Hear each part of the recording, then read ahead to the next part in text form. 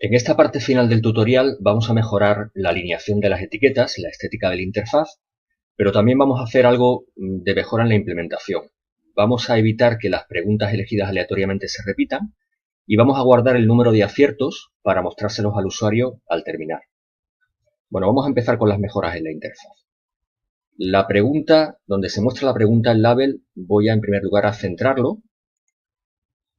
Luego voy a mejorar, si recordáis en el vídeo anterior, a veces cuando las alternativas a las respuestas eran demasiado extensas, se cortaban. Esto vamos a mejorarlo introduciendo un par de alineaciones verticales. Voy a sacar de aquí los botones para a continuación acomodarlos, pero en un layout vertical, que voy a poner ahí. Voy a poner ahí el layout vertical. Voy a darle la anchura que tenían los botones, que era el 15% de la pantalla, y a continuación voy a introducir los botones ahí.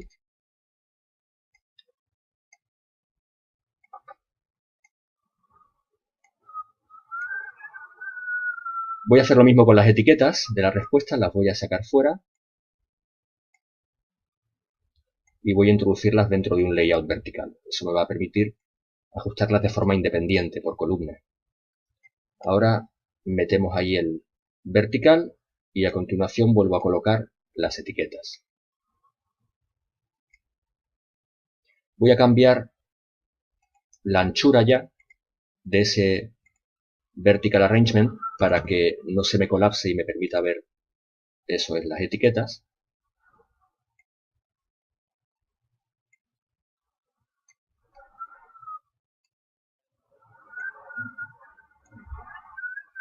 Y voy a eliminar del Table Arrangement, ya no me hacen falta 4 filas sino una, que es la ocupada por cada uno de los Vertical Arrangement que hay. Bueno, voy a seguir cambiando ajustes aquí a los botones. Les voy a dar una altura, por ejemplo, de 80 píxeles a cada uno.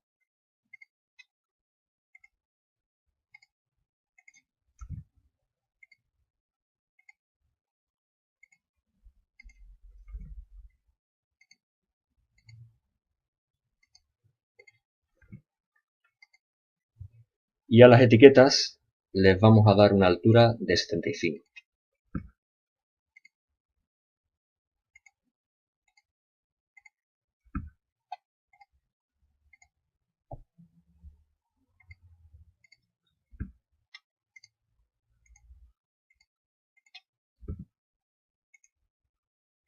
Bueno, así parece que queda un poco mejor. Al botón siguiente, bueno, vamos a darle un tamaño mayor también. Voy a poner en texto siguiente pregunta. Voy a aumentar el tamaño, voy a ponerlo en 18 también. Y voy a darle una altura de 50.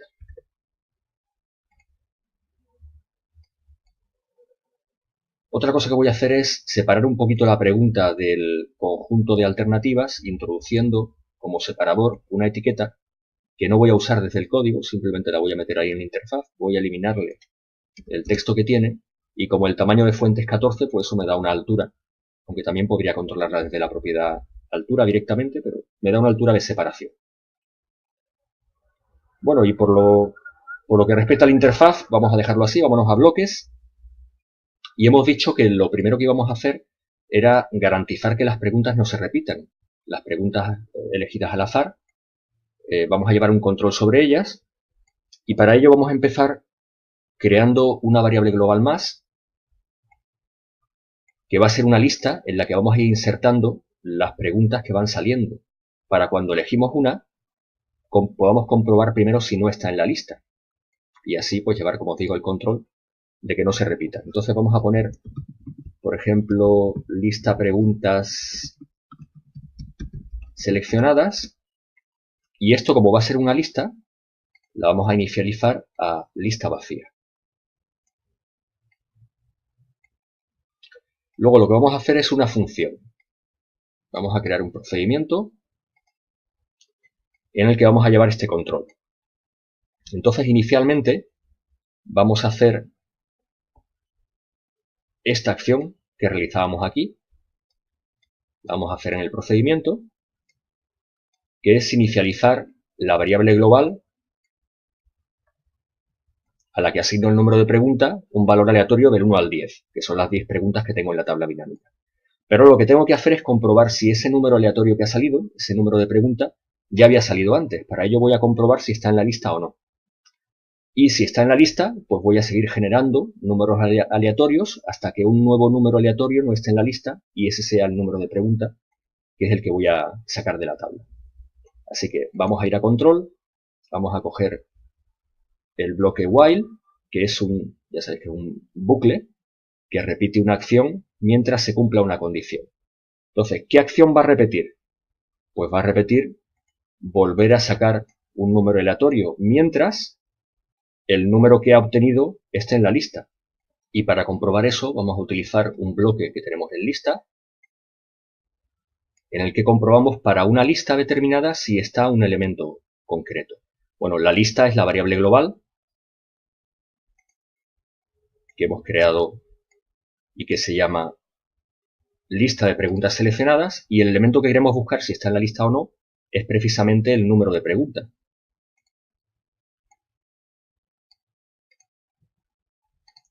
Luego, ahora mismo lo que estamos haciendo es, sacamos un número aleatorio y lo asignamos a la variable global número de pregunta. Y comprobamos si ese número de pregunta está en la lista. Mientras esté, seguimos sacando números aleatorios. Hasta que el nuevo número aleatorio ya no esté en la lista. Quiere decir que es el que nos interesa. Habrá además que añadirlo en la lista para que no sea uno de los números seleccionados en la próxima pregunta. Para eso vamos a utilizar otro bloque de lista en el que añadimos a la lista un ítem.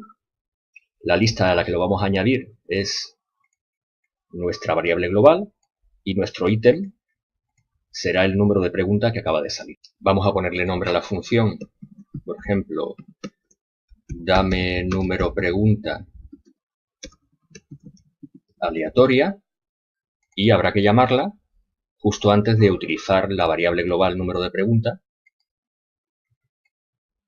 aquí, pero también cuando pulsamos el botón siguiente pregunta, que tenemos aquí el evento en esta zona de abajo, aquí está. Ya no necesitamos utilizar este bloque, sino, como decimos, la llamada a la función de esa manera. Bueno, hemos dicho que lo siguiente que íbamos a hacer era contabilizar el número de aciertos. Para eso vamos a crear una variable global a la que vamos a llamar aciertos y que vamos a inicializar a 0 y que nos vamos a encargar de incrementar cuando suceda cada uno de los aciertos, que será al pulsar cada botón en esta zona del if. Cuando compruebo que la respuesta es correcta y pongo la pantalla en verde, deberé contabilizar el acierto, incrementar la variable global. Así que, como se trata de incrementarla, vamos a poner a aciertos a uno más de lo que tuviera. Por eso utilizamos el get. Y este bloque vamos a copiarlos dentro de cada una de las sentencias if en el lugar que hemos comentado, el lugar correspondiente a la pregunta correcta. De esta forma, en cualquiera de las pulsaciones, cuando se acierte, estamos contabilizando ese acierto. Y vamos a llevar la cuenta de las preguntas restantes para que cuando hayan salido todas las preguntas, se muestre al usuario el resultado y se termina el juego. Vamos a hacerlo por medio de una nueva variable global que vamos a inicializar a 10, que es el número de preguntas inicial.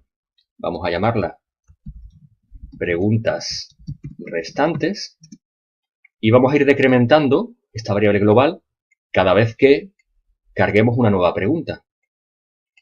Es decir, cada vez que le demos a siguiente, al botón siguiente, vamos a hacer que esa nueva variable global,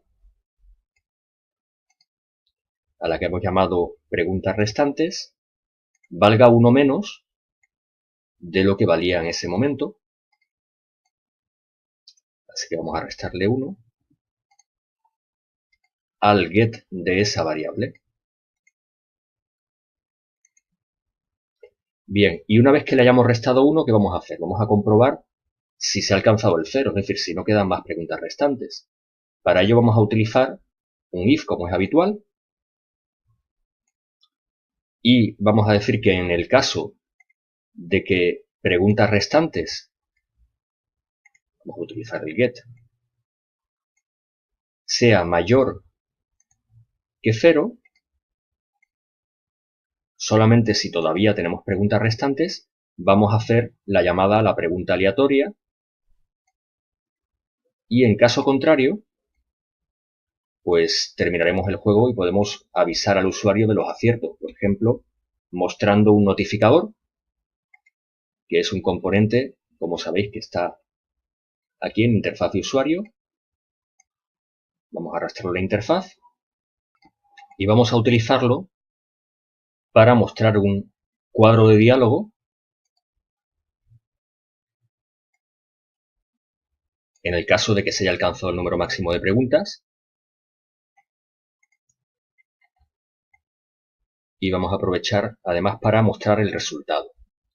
Vamos a poner título, por ejemplo, hemos terminado.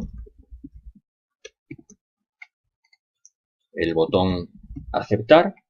Y ahora en el mensaje vamos a incluir los resultados. Para ello vamos a utilizar, como hemos hecho otras veces, un bloque join, en el que vamos a combinar varias cadenas, que pueden ser, por ejemplo, podemos decirle, has conseguido. Vamos a poner un, y ahora un espacio. Aquí vamos a incluir la variable número de aciertos, pero vamos a multiplicarla por 10 para mostrarlo en porcentaje. Como hay entre 1 y 10 aciertos, eso significa que habrá entre un 10 y un 100% de aciertos. Así que vamos a multiplicarlo por 10. Y vamos a rematarlo con una cadena que sea de aciertos. De forma que dirá, has conseguido un, por ejemplo, 70% de aciertos. Bueno, pues con esto tenemos casi terminada la aplicación. Nos faltaría, pues, algún pequeño detalle que se nos pudiera escapar. Por ejemplo, no tenemos icono en la aplicación. Vamos a subir un fichero, un archivo de imagen que tengo por aquí de icono.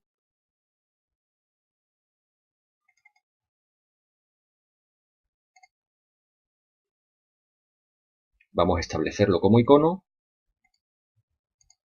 Y vamos a darle un nombre adecuado a la aplicación.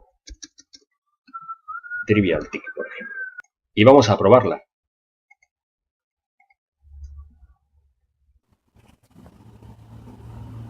Ahí tenemos la aplicación, vamos a empezar a responder.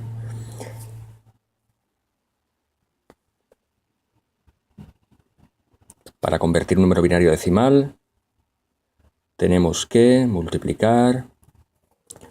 Vale, seguimos avanzando. Fijaos cómo no se repite ninguna pregunta ahora. Esta es la tercera. Un número decimal a binario,